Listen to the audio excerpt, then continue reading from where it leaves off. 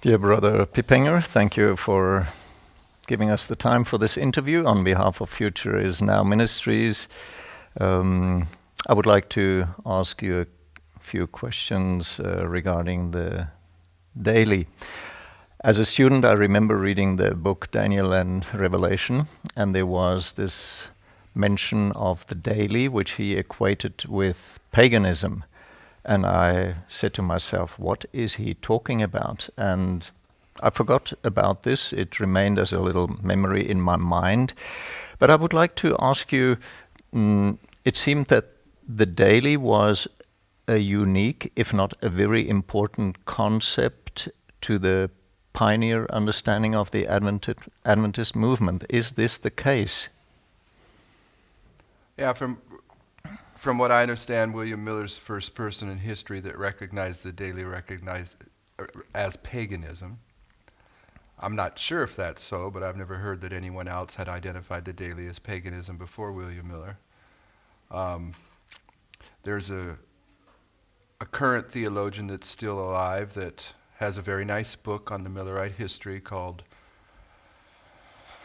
The Foundation of the Seventh-day Adventist Message and Mission. I think it's the name of the book, by Gerhard Damsteed.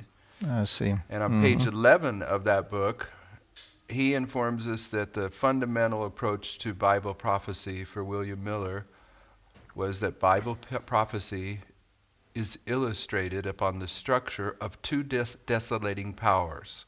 The first desolating power is paganism, a power that attacks God's church from the outside, and the second desolating power being papalism, a power that attacks God's church from the inside. So what he is teaching is that the basic approach to prophecy of William Miller is that he saw these two desolating powers, paganism and papalism. So if Miller had not come to recognize the daily as paganism, he wouldn't have had the foundational starting point to recognize everything else that followed. That's his primary point of reference, is the two desolating powers. Where are these two desolating powers found in Scripture? Throughout Scripture. Mm-hmm. Okay, it's not a unique expression. In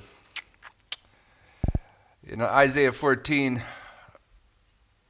Lucifer wants his rebellion. Satan wants to set himself in two places. He wants to set himself upon God's throne, representing God's political authority, and in the sides of the north, which the book of Psalms tells us is Zion. Satan wants to be seated on God's throne and in God's church. He wants to take control of both aspects of God's authority, which is church and state. So right there from heaven, you see the theme of Bible prophecy, the theme of Satan's rebellion devolves around church and state. And pagan Rome is a symbol of apostate statecraft, and papal Rome is a symbol of apostate churchcraft.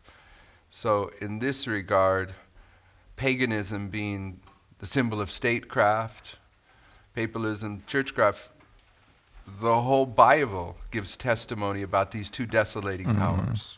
I mean, when Nimrod built a tower in a city, in Desire of Ages, Sister White tells us the tower represents a temple or a church. What Nimrod was doing, he was establishing a church. And in the book of Revelation, you have over 10 references that tell you that a city is a kingdom. So Nimrod was building a tower church, a city state.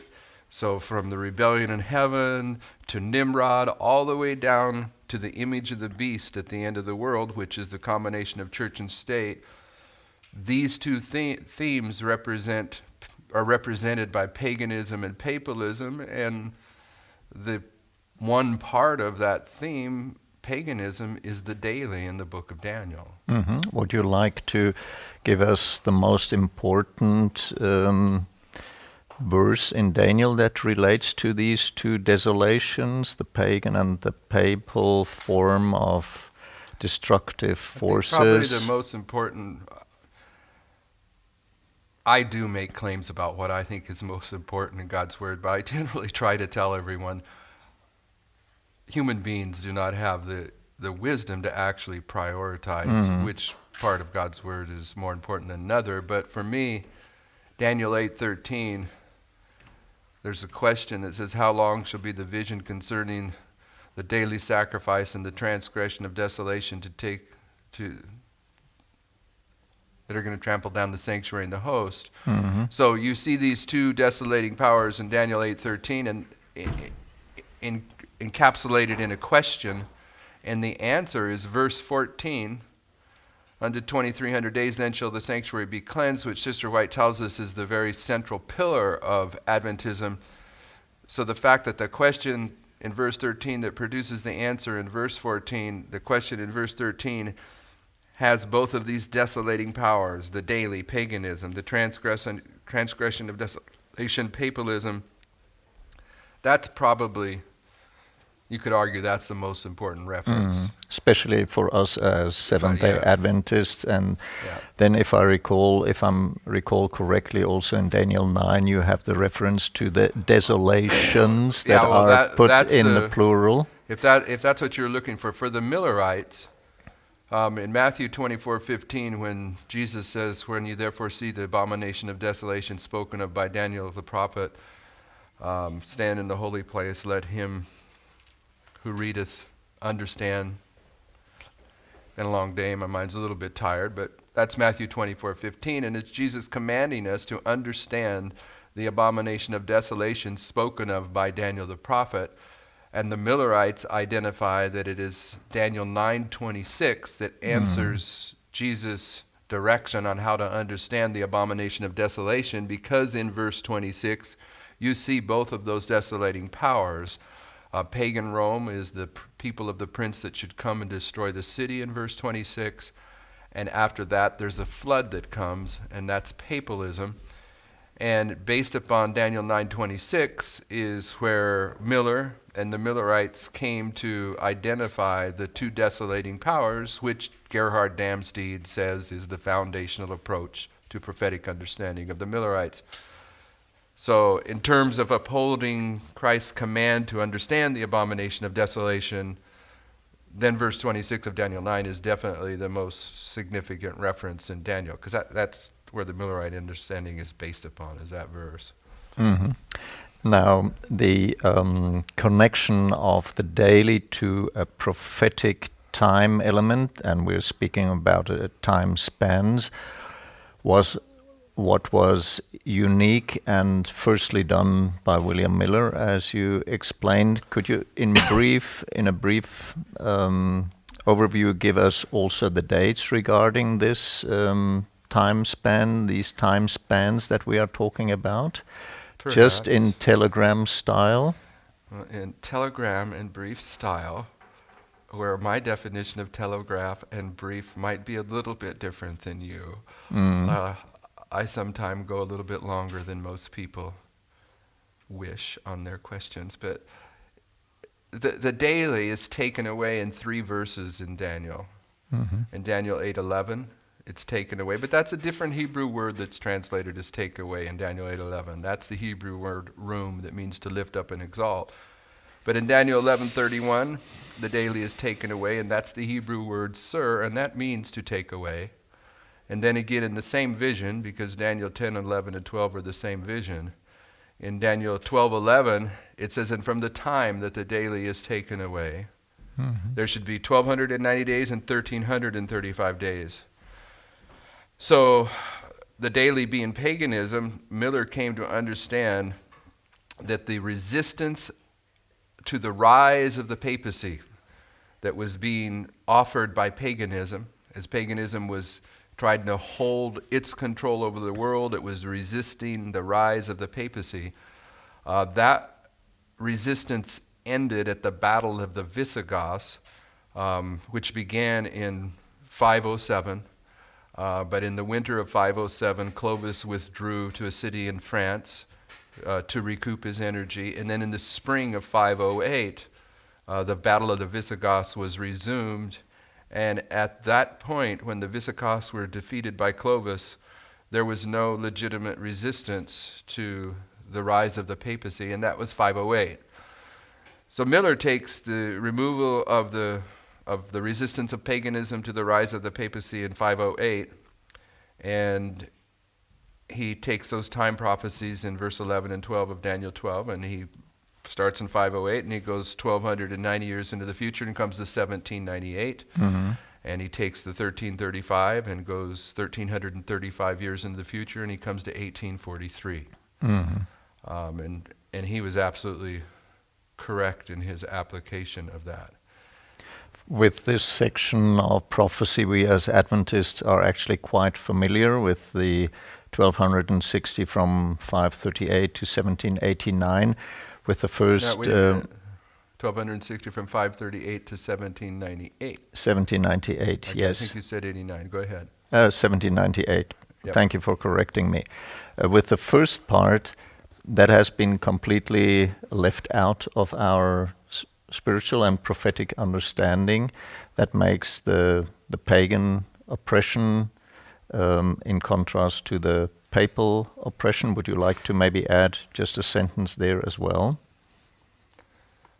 Well, the Millerite understanding of these truths was pretty singular in the history of the Millerites, and it got left behind in the history of Adventism. So Adventism hasn't ever got to the point where it's willing to set aside the 1260 that begins in 538 and goes to 1798, although some of the theologians from Andrews University will argue against the 1260, like one of the famous guys, Bakioki, he actually argued for a while that the 1260 represented a history of Islam.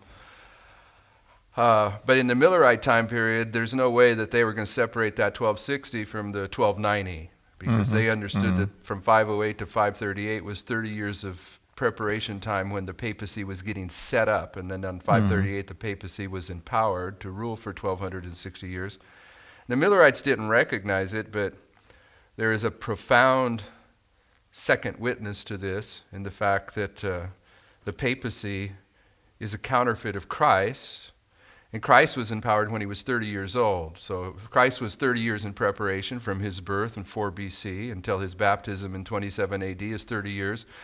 And the preparation time period for the papacy, beginning in 508, it went to 538. There's 30 years of preparation. In 538, the papacy was empowered just like Christ was empowered at his baptism in 27 AD. And then Christ gave his testimony for 3.5 years until he was crucified.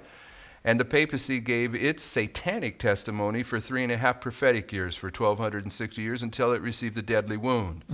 So the papacy, being the counterfeit Christ, it's governed by the prophetic history of Christ. So when you look at the prophetic history of Christ, it perfectly upholds the pioneer understanding of 508 to 538 being 30 years of preparation for the setting up of the papacy, just like Christ 30 years, 1,260 years of satanic testimony to 1,260 days of godly testimony. Then both of them die. Papacy receives a deadly wound.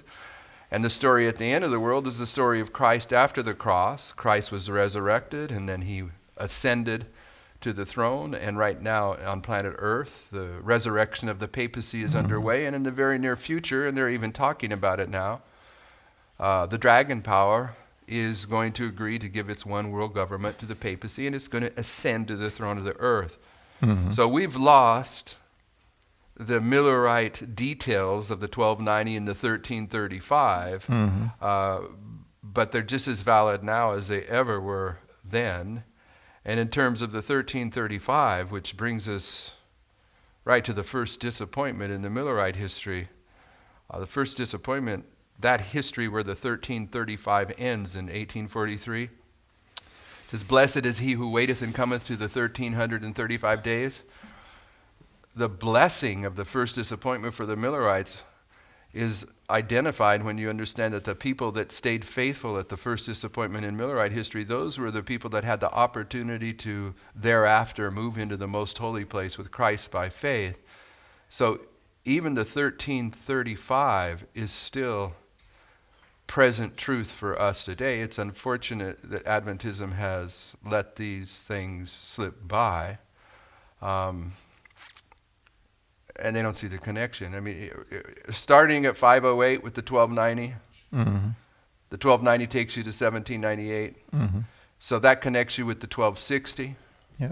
But the 1260, that connects you with the 2520. That's another topic. Yeah, that's another topic, okay. But anyway, it's by starting in 508 that the time prophecies of the Millerites can be all tied together. They're all connected. Not only are they connected mathematically, but they're connected philosophically or logically. And so we've removed a bunch of them, and we no longer have the security of a firm understanding of prophetic history or the prophetic logic that accompanies that history. I was born as a child in an Adventist family, and I think I was about 56 when for the first time I heard anything about the 2520 and the daily. And I was absolutely indignant that my spiritual heritage had been withheld from me. And I felt also a very big sadness about this. I would like to ask you, could you delineate for us the spiritual dynamics that led to the loss of these truths? That's a short question that it elicits a big answer. I don't know how to answer that simply, but do you remember your great-grandpa? Remember what your great-grandpa looked like? The sound of his voice? I do not know his name. I do not know what his worries were. I do not know. You don't know the name of your great-grandpa? No, I'm ashamed to say so. Do you know the name of your grandpa? Yes, that I know. But remember? of my great-grandfather, I don't know from both sides. I know little bits of informations I got from my father and from my mother, but otherwise I do not have any idea. But you know your dad better than you know your grandpa. But my great-grandfather, my slate is almost blank. If you blank. know your dad 100%, you know your grandpa what percent? My grandfather, I would say 50%. Okay, so many of us don't know that the Bible teaches that the history of Adventism is the history of 4 generations. And the problem with 4 generations is you have the first generation, your great-grandpa, which is the Millerites. Then you have a second generation, the third generation, and here we are born in the 4th generation. We barely know anything about our grandpa. We may know a little bit about our father, but we don't even know what our great-grandpa's name was. Yeah. Okay, so in these 4 prophetic generations, and I'm saying prophetic because after 1844, time is no longer, these 4 prophetic generations are repeatedly referenced in God's Word. You just end up in the 4th generation not knowing what your foundational understanding was. It doesn't have to be totally that there was sinister activities going on by the church members during these generations. There was satanic activity that was trying to cover up these foundational truths, but it's just the logic of 4 generations into history. It's difficult to know that far back. And I can imagine when we are talking about the great controversy that the enemy is very much interested to cover up the foundations and have us blinded towards our own history so that we think we are Adventists and have no clue about our roots, isn't it? Now you're talking about Laodiceans, right? Blind are Laodiceans, yes. If we look critically at ourselves, then we must admit that we do not have a clue about our roots and our foundations. The 4th generation of Adventism is the Laodiceans. The quote I like, Sister White says, the Laodicean condition is when you think everything is all right when everything is all wrong. Do you have just one Bible example of 4 generations that if somebody would like to look this up to verify this?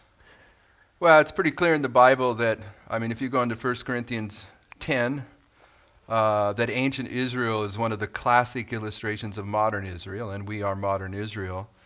And so you see that the Lord entered into covenant with ancient Israel at Sinai during the history of Moses. But the time period that they were in bondage in Egypt before the Lord brought them out and entered into covenant with them, according to Abram's prophecy, they were going to come out in the fourth generation. In the fourth generation, that's right. That fourth generation goes throughout the Bible. And in the fourth generation, when you study the fourth generation, the Lord deals with his people, and in that generation, there are going to be among his people two classes of worshipers. And of course, in the story of Moses, the one class, it dies during the 40 years wandering in the wilderness, and Joshua and those that were under the age of accountability go into the promised land. So in the fourth generation, you see a separation of two classes of worshipers, and this theme is carried on throughout the Word, but that's also part of God's law. He's going to visit the iniquity into the third and fourth generations. There you have the four generations again, yes. 4 generations are all over the Bible once you see it. Would this then also relate to my next question that I have in mind? What are the spiritual dynamics that lead to the rediscovery of the foundations of the roots? You just mentioned that in the fourth generation there is a certain point in time, a certain divine intervention that leads to this particular experience. Could you elaborate on this thought? I believe that all the prophets are speaking about the end of the world. And there are various things that happen at the end of the world that you can use as a classification for the end of the world. And so if you're going to summarize the end of the world, which the whole Bible is speaking about, one of the ways you could classify it or summarize it is to say that it's the time of the latter rain. And in Jeremiah 6:16, Jeremiah is speaking about the end of the world, and he says, "Stand ye in the ways and see, and ask for the old paths, and walk therein, and ye shall find rest for your souls." And in Isaiah 28, verse 12, I think, but I don't want to say it when I'm being recorded unless I'm right. Isaiah 28, verse 12, it says, "To whom he said, this is the rest." Okay, according to 1 Corinthians 14:32, the spirits of the prophets are subject to the prophets. So Isaiah is going to agree with Jeremiah. Jeremiah says, if you walk in the old path, you're going to find the rest. And here Isaiah is saying, to whom he said, "This is the rest wherewith you may cause the weary to rest, and this is the refreshing," yet they would not hear. So here Isaiah is informing us that the rest is also the refreshing, but Isaiah is letting us see that the refreshing is a message because they refuse to hear it. Jeremiah is saying that it's a message that is also a lifestyle because he says you're going to walk in this old path and receive this rest. And in Great Controversy 6:11, Sister White tells us that the refreshing is the latter rain. So when you bring the three prophets together, Jeremiah, Isaiah, and Ellen White, in the time of the latter rain, which is the time of the refreshing and the time of the rest, the Lord leads his people back to the old paths. And there's a very nice quote that I don't have in front of me, but it's easily available, where Sister White refers to the foundational truths that are represented on this chart here. And after she references these as both the platform and the foundation, then she quotes Jeremiah 6:16. And so what I'm saying is that in the time of the latter rain, the Bible in the spirit of prophecy talks about a work that the Lord accomplishes in leading his people back to the old paths, which are these truths. And this is what brings upon us the latter rain, the rest, the refreshing. So that would in a special sense also apply to us as Laodiceans who are blind, who need to see the old paths again, rediscover, find their way to walk. For all these activities we need eyes to have our blindness removed. that has come on us through the generations.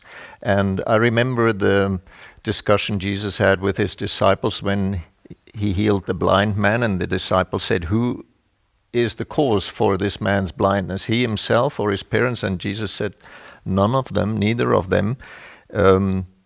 It is that the glory of God should be manifested." And Was that the blind man at the pool of Siloam? that was the blind man that he sent to the pool of Siloam, that had his eyes anointed. And it is very interesting that Siloam, in its roots, in its root word, relates to sprouting, budding, springing, and there you have the connection to the But doesn't fig that tree. mean the scent? Doesn't Siloam mean scent?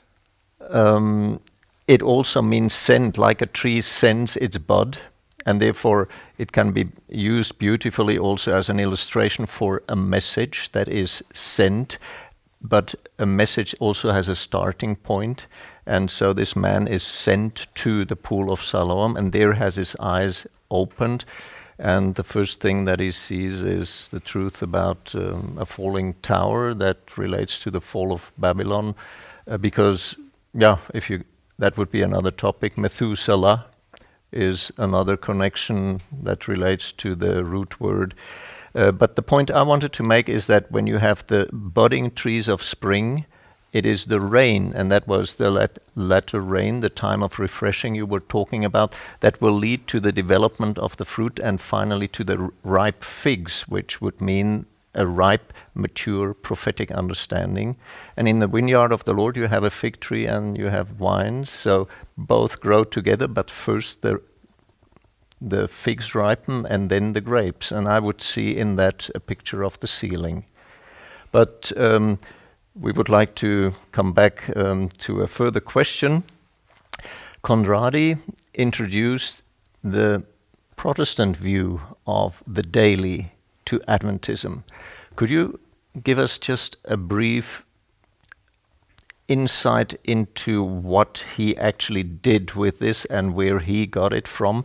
If that is the case, then we as Seventh-day Adventists wouldn't believe any more Millerite truth, but Protestant beliefs that we now think are Adventist truths.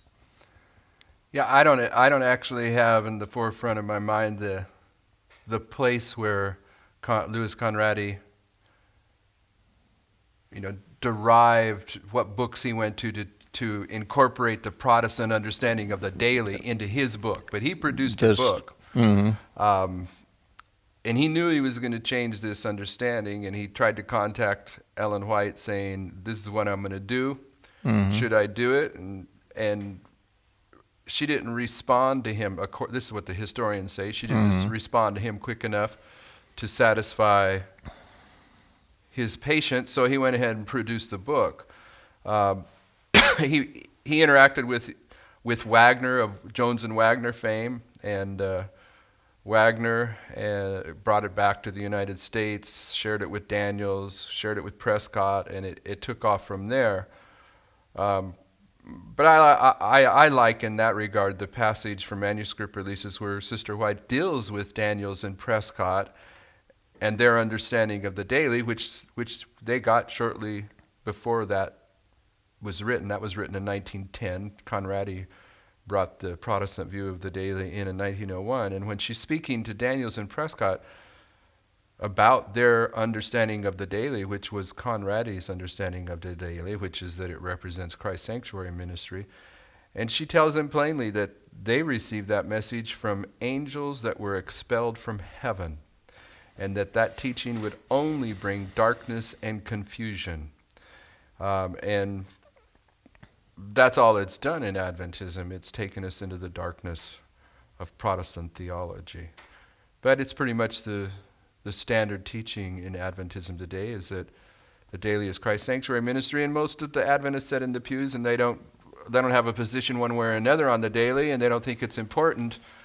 But for me, it seems obvious that it must be important because the Millerites thought the daily was a satanic power, and here at the end of the world, we're teaching it's a godly power. That's not a minor difference of opinion. One side of the issue is either calling Satan Christ or calling Christ Satan, and I think that's a pretty extreme difference. It's not a minor misunderstanding. It would lead to the fact that there are people that think they are Adventists and they believe the complete contrary to their founder fathers, isn't it? They're following a different Christ. It would be like another type of Adventism. So would you say that we could divide Adventism along this line? Well, I would say this, that the brothers and sisters some of the brothers and sisters, I don't know all of them, but some of the brothers and sisters that I do know on planet Earth that have been disfellowshipped over the past 2 or 3 years from the Seventh-day Adventist Church because they uphold the pioneer teaching of the daily and other pioneer truths, they've been kicked out of the Adventist Church. And if you were to somehow bring back to life William Miller and James and Ellen White and bring those 3 persons into those churches that disfellowshipped these people for believing the 25-20 in the daily, then I think you'd have to disfellowship William Miller and James and Ellen White as well if you were going to be consistent. So the evidence is pretty clear that we have a completely different church environment than we did in the time of the Whites and the Millers. Or the other side of the coin would be if the Millerite message were proclaimed today, most Adventists would refuse that message. They wouldn't recognize it as their own. Which is a very serious consideration if we are taught that these messages that were sent and that were preached were blessed by God and guided by God, especially the first and the second angel's message. Yeah, when Sister White has a statement where she says all the messages of 1840 to 1844 are to be made forcible now, the first thing I would have someone do is go get an English dictionary and look up the word all. She says all the messages that were proclaimed from 1840 to 1844 are to be made forcible now, and all you have to do is see what messages are on this chart here. This chart here, when they produced it, they produced 300 of them, and the historians tell us that there were 300 Millerite preachers, and the historians tell us that every single one of those 300 Millerite preachers used this chart exclusively. So when Sister White says all the messages from 1840 to 44 are to be made forcible now, that's the message that's to be made forcible now. But there is several truths on that chart now that Adventism no longer wants to hear, and even is willing to disfellowship people over if they try to uphold those truths. And we've total paradigm shift. And another statement she made is that while they preached this, they were totally united on the view of the daily, isn't it? Yeah. And there is then the argument that Ellen White in later years, when the discussion on the daily came up, that she sort of soothed down and played down this topic by saying it's not so important, don't use my testimonies, work it out on the Bible. Could you give us some more information regarding that time span? Well, I think you can follow my logic better if you allow me to make a premise, even if someone that's watching this interview doesn't accept the premise. The premise I'm going to put out is that what we're teaching about the daily and these foundational truths today is erroneous. Okay, so if that's true, if the pioneer position on these truths is correct, and erroneous views have been brought in to overturn the truth, then logic tells you that there has been a work by the men that have introduced erroneous views to confuse and misdirect the history of when this overturning of the foundational truths took place. So when you ask that question, you're asking about a history that begins with Conradi in 1901. Maybe you probably have to go to 1888 to identify the rebellion of 1888 that leads God's people into the position where they've already rejected the Bible and the spirit of prophecy in 1888, so now they're willing to start taking human ideas over biblical ideas. But it never stops. Every man that follows after the man before him, he finds another way to justify the introduction of this erroneous teaching. So when you go back into the history, particularly of, say, 1908 to 1915, until Sister White dies in 1915, and you look at her writings when the controversy of the daily was raging in Adventism, that controversy has been portrayed in Sister White's books and in the history books in such a way that you have to really want to understand what she's saying in order to come to the correct view of it. There was two sides of the argument. There was one side that was saying the pioneer view is right, and the other side said it wasn't correct. And I'll give you an example of what I mean, even though I haven't said what I mean yet. In that controversy, Haskell, who the author of the book Daniel the Prophet, and he has a book about the sanctuary that I'm not remembering the title to, and he has the book The Seer of Patmos on Revelation. He was on the side of the pioneers. So what he did is he took this chart and he reprinted it, and on the bottom of this chart he printed a quote from Early Writing 74 where she says, I was shown that those that gave the judgment hour cry had the correct view of the daily, and he started handing out this chart saying, this chart is valid and the men that preached this message had the correct view. Well, Ellen White rebuked him. Okay, she rebuked him for doing that. So when you go back into that history and you look at the rebukes that are laid upon Haskell and the people that were sympathetic with him, Larry Smith. Okay, Larry Smith is Uriah Smith's son. Uriah Smith's dead by this time, but Uriah Smith believes the daily just like William Miller. So he's not only defending William Miller's position, if you go back in that history, he's defending his father.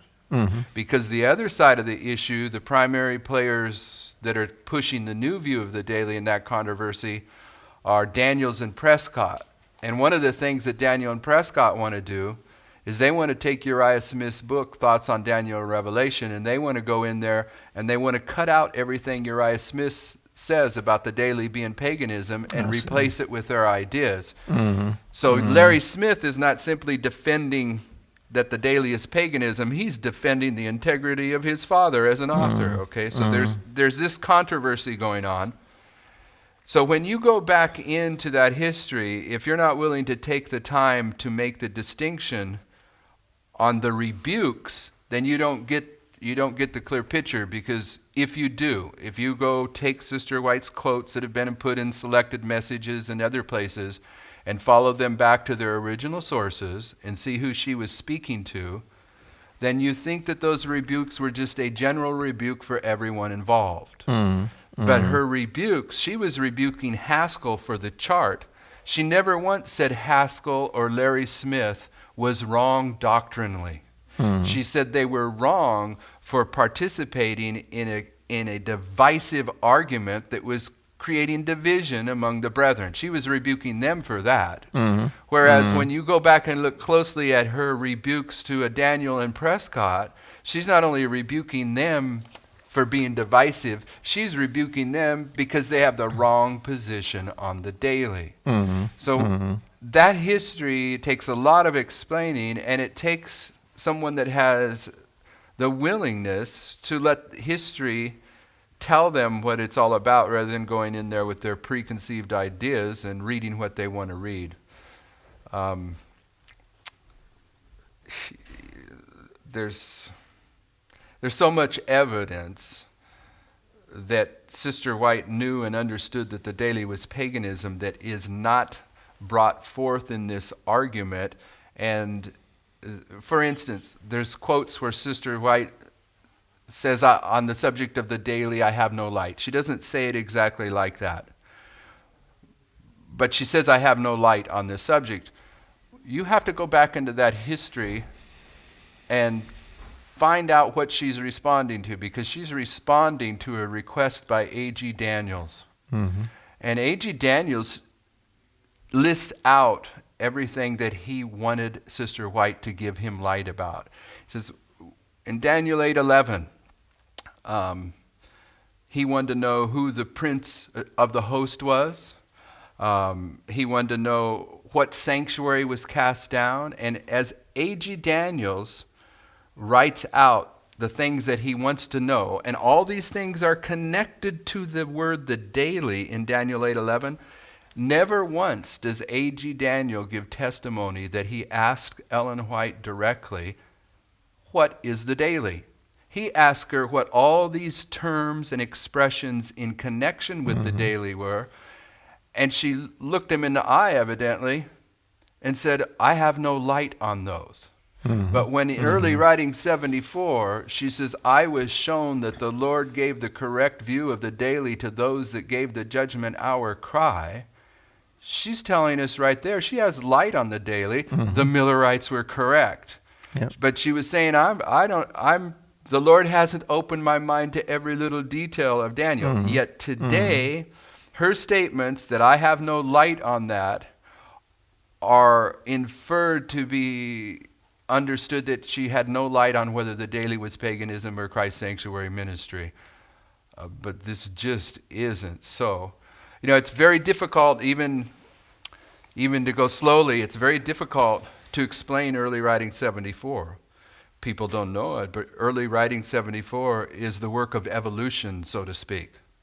If you go back to early writing 74 and you take this passage where she's endorsing this chart and endorsing the pioneer position of the daily, and you take it back to the book that it was derived from, an experience and teachings, experience and views, early experience and teachings of Ellen White, and you look at the statement there that they took to put into early writings, and then if you go one step back to the first time Sister White made that statement that ends up in early writings, in Present Truth, Review and Herald, November, December 1850, you find that what she says originally gets changed a little bit when it goes into experience and views.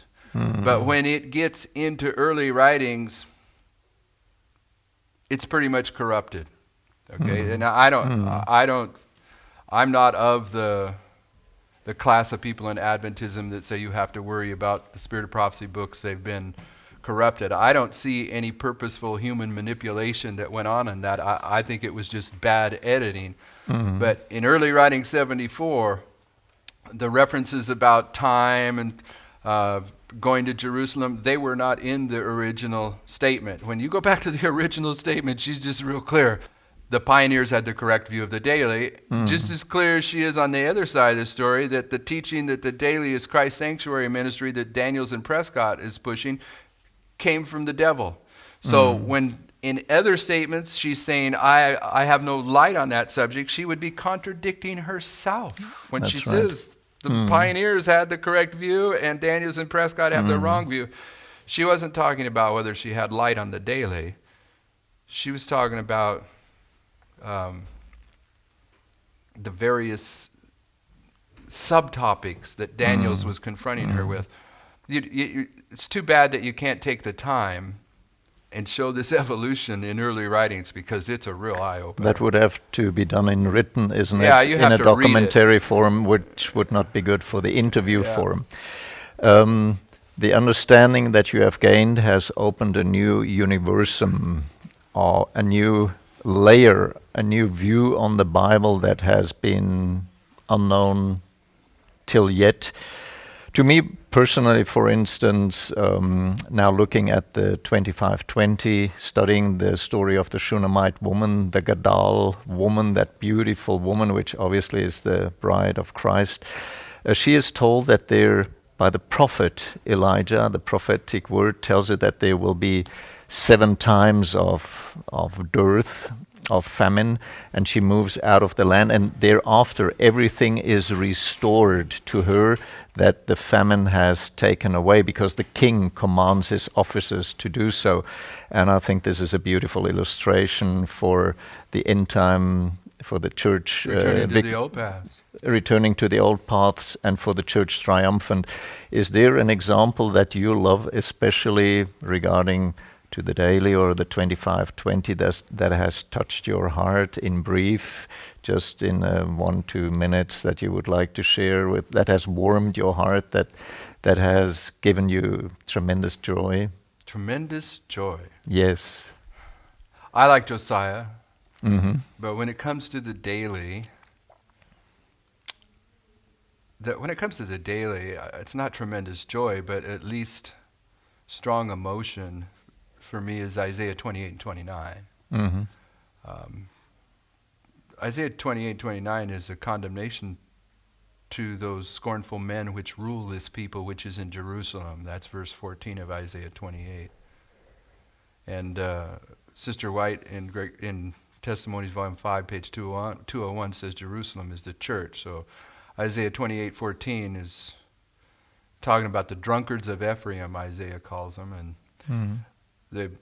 they're drunk because they've been drinking the wine of Babylon, and there's a woe pronounced upon them. Woe upon these scornful men that rule Jerusalem. And then when you get into chapter 29, Isaiah tells us what this drunkenness produces, and it produces a blindness. Mm-hmm. And he says that the blindness is manifested in the fact that the leadership of the Adventist Church is given a book which is sealed, and the leadership is called the learned man, and the learned man takes this book that is sealed, and from my understanding, the book that is sealed in the Bible is the book of Daniel. And they're asked what it means. Says, I can't explain this because it's sealed. So they take this sealed book to the lay people of Adventism, which are represented as the unlearned, and they ask them what it means, and the lay people of Adventism say, well, I can't tell what it means unless someone that's learned teaches me. So it's like in the world, I don't know if this will click in Germany, but in the United States, there's a famous worldly movie called Catch-22. This is a Catch-22. That means something in the United States. You can't win, you can't lose. The leadership can't understand this book that is sealed because they say it's sealed, and the lay people can't understand it because they refuse to learn anything except it's taught to them by the leadership. So they're in a Catch-22. And when you go further down in Isaiah 29, there's a condemnation pronounced upon them for this blindness. And I like this. I don't know if I like this, but this produces an emotional response in me. Because in verse 16 of Isaiah 29, when it's pronouncing this condemnation upon them for being drunken and unable to understand the prophetic word, it says, surely your turning of things upside down shall be esteemed as potter's clay. And I've come to understand, of course I would defend this only from a broader Bible study, is that what causes the woe upon Adventism at the end of the world is they've turned something upside down. And William Miller tells us that where he discovered that the daily was paganism is in 2 Thessalonians chapter 2. So what gets turned upside down in Adventism is at the beginning of Adventism, we understood that the daily was a satanic power, but here at the end, we believe that daily is a godly power, and this is what produces a very sad the example blindness indeed. in Adventism. We must conclude this interview now, Brother Pippenger, but there's one statement on the chart that relates to the daily in opposition to the Protestant understanding, Antiochus Epiphanes. I would like you to point this out as a last mention, what the pioneers thought about this. Well, I like to note that it's mentioned on both charts. And Antiochus Epiphanes, the Millerites understood that was the Protestant counterfeit for Rome. Okay, and so they were dealing with this as they were laboring with Protestants. So it's really the only reference on that chart that isn't an actual prophecy in the Bible, and my old eyes are too far away to read it. But it says... Here in up here on 164, it says, the death of Antiochus Epiphanes, who, of course, stood not up against the Prince of Princes, as he had been 164 years dead before the Prince of Princes was born. Okay, so you have this controversy going on in the Millerite history that's such a great controversy that they actually included on this chart. Mm-hmm. But what are you trying to derive from that? I just wanted to use that as a closing statement because that is the daily sacrifice that Protestantism and maybe Catholicism sees as being taken away. Yep. I thank you very much for this interview. My privilege.